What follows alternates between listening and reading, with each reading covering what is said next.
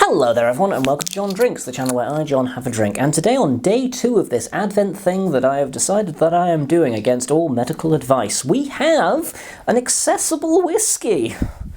Fuck. Today we're going to be looking at the Aberfeldy 12. 'Tis a Highland whiskey and it's nice. Yeah, if you know you need a TLDR version, then it's nice. If you want a little bit more, then you know stick around till the end of the video where I'll be doing cartwheels or some shit. I don't know. Yeah. So I got this from the Aberfeldy distillery. It's a place. Yeah. Yeah, cool. So it's for a project that I'll be releasing as part of work, so that's exciting. So you know, I'm just using some of the stuff that I don't have much use for. We'll be paying a visit at some point because whilst I was there, they were good enough to record a little extra thing that would be of absolutely no use from a work context, but would be very useful to me. So we'll be getting this about 12 years younger later on in the month. Spoilers. Cool, so this is the Aberfeldy 12. Because I've got the miniature, I've got some guff on here. One thing I want to say straight away though, however, design on that, sheer beauty. Sheer beautiful little sort of faux Victorian kind of a design. The history of this distillery is just all over the place. It's a pretty classic one where it's just been owned by every bitch and their daughter, pretty much. Yeah, it's been bought, sold, bought, sold, bought, sold, and basically they're currently doing a lot of work to just kind of keep it as sort of a core in the village of Aberfeldy, which is a place.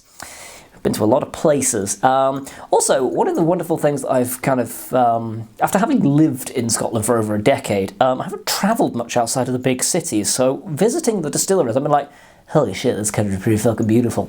I knew that already, but Jesus. Just Jesus. Yeah, I live in an amazing place, and I fucking know it.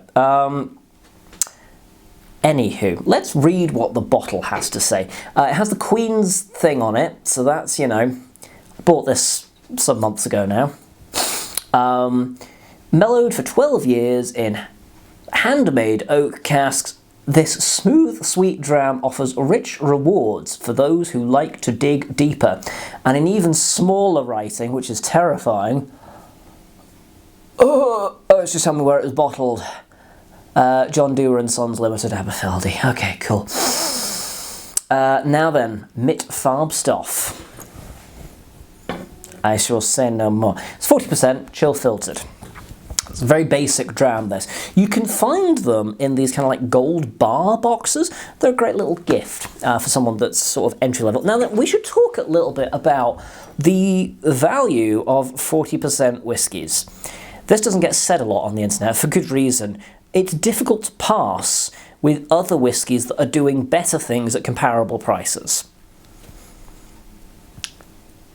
That having been said, there are certain advantages, not many, in terms of kind of like the consumer side of things. There are vast advantages if you're the one making it, but there aren't too many advantages to being the consumer. One of the big ones being that it provides an easy drinking experience. It's a good one for accessibility. The downside of that is a lot of 40% liquids tend to be not brilliant stuff to begin with, or they can tend to be the stuff where people start out and they don't start off with guidance because they're so cheap they take them home and they're just kind of like, cool, I'll treat this like a shot, and then that's not good, and they kind of think, oh, that's not for me. That's what happened to me. I, for years, thought I didn't like whiskey at all, and now look at me. Oh, fuck, I could have bought a mortgage or something, but instead I'm surrounded by booze.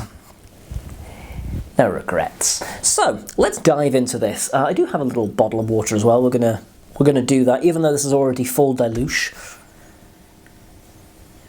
Bright green apple and honey notes. It's kind of like a toffee apple, really. It's sweet and fresh and appley, with lots of apple and like Granny Smith and Pink Lady and Cox.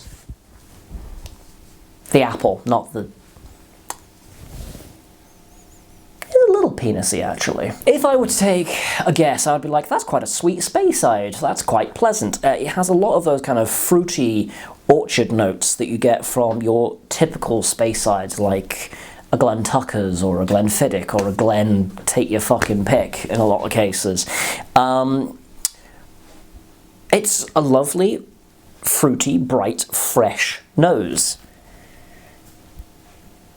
And I have naught more to say on that.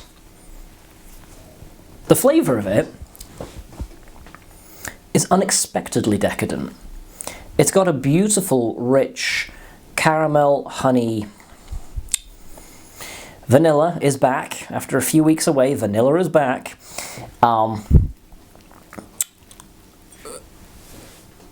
Fruity, bright, juicy note.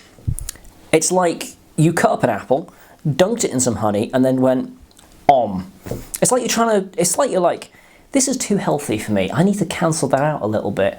And you knew just exactly where to look. It's an orchard in a glass. It's a beautiful, sweet, bright, fruity. There's an element of kind of strawberry in there as well. There's a wonderful kind of bright berry note that's kind of complementing these apple and pear notes that it's got. Tons of honey.